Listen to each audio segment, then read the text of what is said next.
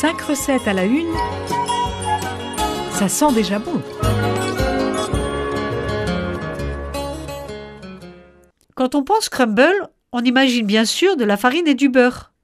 Pourtant, aujourd'hui, nous allons nous lancer dans la préparation d'un crumble aux épices ne contenant ni gluten ni lactose, aucun de ces deux allergènes, et je vous propose d'aller à vos casseroles.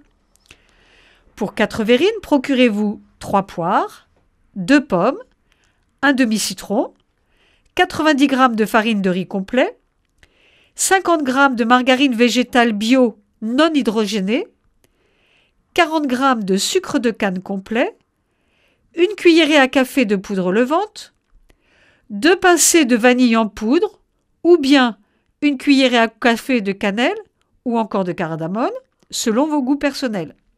Éventuellement, mais ça n'a rien d'obligatoire, une dizaine de fruits secs tels noisettes ou amandes, tournesol ou noix de pécan, et une cuillerée à soupe de cranberries séchés.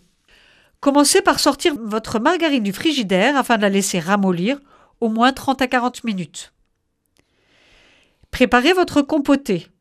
Épluchez les poires ainsi qu'une pomme et demie. Coupez-les en petits dés. Ajoutez-y le jus du demi-citron. Versez le tout dans une casserole et laissez cuire à feu doux 10, 20, 30 minutes selon la variété des fruits. On peut d'ailleurs préparer cette recette avec tous les fruits dont vous disposez selon la saison. Préparez à présent le crumble. Préchauffez votre four à 180 degrés ou thermostat 6. Dans un saladier, versez le sucre de canne. Ajoutez-y la margarine ramollie. Incorporez alors la farine de riz, les épices en poudre, vanille, cardamome ou cannelle, ainsi que la poudre levante et mélangez bien. Râpez grossièrement la demi-pomme restante et ajoutez-la au mélange précédent. Disposez du papier cuisson dans un plat à tarte ou un plat à gratin. Étalez-y régulièrement la pâte avec une spatule en silicone et enfournez 15 minutes.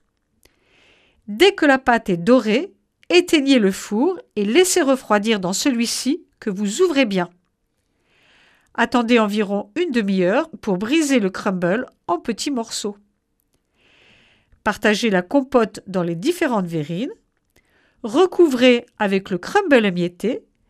Vous pouvez parsemer avec la noisette ou l'amande ou la noix de pécan concassée et avec les cranberries séchées.